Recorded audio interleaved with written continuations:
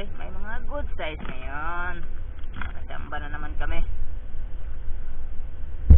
So, prepare muna kami guys. And see you later. Alright guys, samahan nyo kami sa aming spur fishing adventure. Ito yung unang huli natin, isang danggit guys, good size. Pwedeng pwede na pang ulam. Ayan. So dito guys ay isang octopus yung nakita ko guys. Medyo madalang yung isda ngayon sa spot. Dahil nakailang oras na rin kami sumisisid pero wala pang masyadong isda kami nahuli. At buti na lang may nakita akong isang octopus dito guys na bumabahay sa may isang butas ng bato guys. Kaso lang medyo natagalan kami sa pagkuha. Ayan. Nilalagyan niya ng mga bato yung kanyang bahay. At dito ay lumapit na si Spiro Arvin guys para tumulong. Since kakabalik ko lang din sa ating spur fishing kaya inaalala rin niya siguro yung sitwasyon ko. Ito yung maganda pag may dive body ka guys. So dito pinagtutulungan na namin na tusukin yung butas para lumabas. So medyo natagalan kami rito sa pagtusok guys. At nakailang minutos din kami. Inubos yung oras namin dito guys.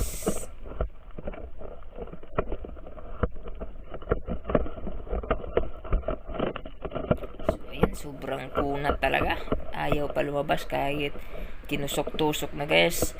And minutes after guys ay nakuha ito ni Spiro Arvin. Natusok ito niya. Ayan, nakuha na. Kala namin mamaw, pero medyo maliit lang, pero good size pa rin kung tawagin guys. Pwedeng pwede na pang ulam. Ayan, no? Ayan, pang adobo, pang ulam. Good size. Matik na yan. Okay.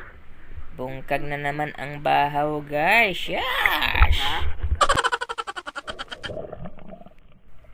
Dito guys, umabante kami at may nakita akong isang maniling kung tawagin sa amin guys, isang klase ng muriil. At dito nakawala pa, tinamaan sana guys, kaso nakawala. At dito may nakita ako isang maniling guys, kaso patay na. Hindi ito siguro yung pinana ko kanina guys, dahil tingnan ko yung sugat sa ulo niya ay parang medyo matagal na. Siguro ay kinain ito ng ibang organismo sa dagat. Inatake yata ito ng ibang prey sa dagat guys. Ayan na yung sugat niya. Kaya iniwan ko na lang. At dito sa unahan guys, may nakita ako isang good size na tandan. Buti na lang may nakita ako. Papaahon na rin kasi kami kasi lubat na ako guys. Ayan, medyo mabilis malubat yung flashlight ko ngayon dahil yung flashlight ko dati na ginagamit guys ay nasira. Pati yung video photography light na bigay sa atin ni Boss Albert Sotel nasira rin. I'm sorry boss, pasensya na talaga, ayaw na rin mag-on. Parang nagtatampo yung mga flashlight ko guys nung hindi ko na nagamit guys, dahil medyo matagal din akong natambay, hindi nakapag spur fishing nung nagkasakit ako.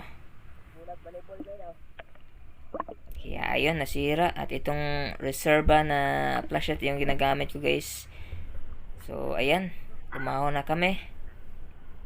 At ito may panggata tayo, at saka may pang adobo tayo guys. So as we got home, ito na yung huli natin guys. Isang balawis, tapos may mga saang tayo dyan, mga seashell, tapos good size na tandan, panggata, at saka yung octopus ay hinati ko guys. Binigay ko na rin ni Spiro Arvin yung kalahati since tinulungan niya rin ako, at may pang ano na rin siya, pang adobo, dahil yung huli niya is mga isda, pang sabaw yung mga isda niya. May mga ipos-ipos siyang nahuli guys. So ayun, kinabukasan eto na, ginataang tandan. Perfect. Ayan, secure na rin yung pangulam sa ating tanghalian. And so, ayan. Kainan na guys. Ito yung the best sa ginataang tandan. Yung sabaw talaga niya guys. Mas lalo na pag medyo maanghang, pero kaso ngayon hindi pa nilagyan ng sili natin guys kasi galing tayo sa may sakit guys. Medyo maanghang din yung puwetan natin, yung almoranas natin. Kaya ano na lang, no chili. Shash! So, kain tayo guys.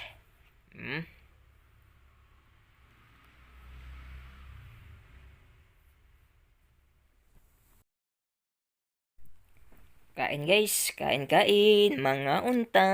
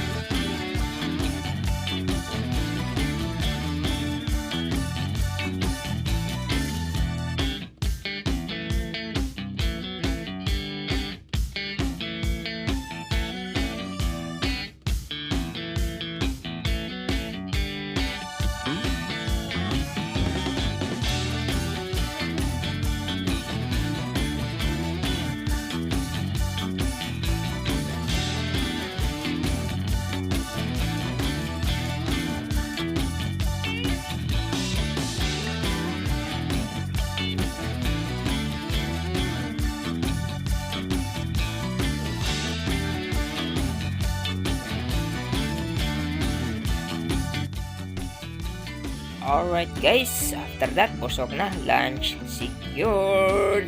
And that's all for this episode guys. Thank you so much for watching and see you next episode. Shash!